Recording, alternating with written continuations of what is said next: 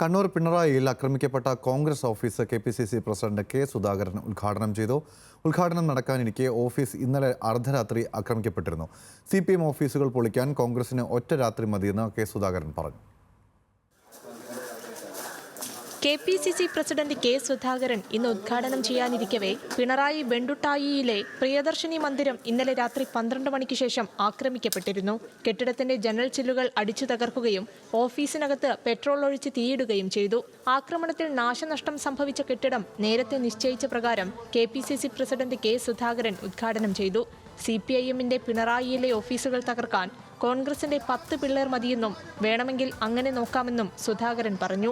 നോക്കി നിൽക്കുന്ന പ്രശ്നമൊന്നുമില്ല. ഇതുപോലെ ഓഫീസുകളൊക്കെ നിങ്ങളിത് പൊളിക്കാൻ ഞങ്ങൾക്ക് 10 പിള്ളേരെ രാത്രി അയച്ചാൽ ഇതൊക്കെ പൊളിക്കാൻ പറ്റും. CPM ധരിക്കുന്നത് നിങ്ങളിതൊന്നും പൊളിക്കാൻ കഴിയില്ല എന്നാണോ? പൊളിച്ച് കാണണമെന്ന് CPMന് ആഗ്രഹമുണ്ടോ? ഉണ്ടെങ്കിൽ പറയണോ? നിങ്ങൾക്ക് പൊളിച്ച് കാണിച്ചു തരാം. ആൺകുട്ടികൾ ഇവിടെ ഉണ്ടെന്ന് നിങ്ങൾക്ക് തെളിയിച്ചു തരാം. കോൺഗ്രസ് ഓഫീസിനോട് ചേർന്നു തന്നെ CPIMന്റെ പാട്യം ഗോപാലൻ സ്മാരക മന്ദിരവും പ്രവർത്തിക്കുന്നുണ്ട്. പിണറായി SI ബാബിഷിന്റെ നേതൃത്വത്തിൽ പോലീസ് സംഘം സ്ഥലത്ത് ക്യാമ്പ് ചെയ്യുന്നുണ്ട്. അക്രമത്തിന് പിന്നിൽ CPIM ആണെന്ന് ആരോപിച്ച് വെണ്ടുട്ടായിയിൽ കോൺഗ്രസ് പ്രതിഷേധ പ്രകടനം നടത്തി. ന്യൂസ് മലയാളം, കണ്ണൂർ.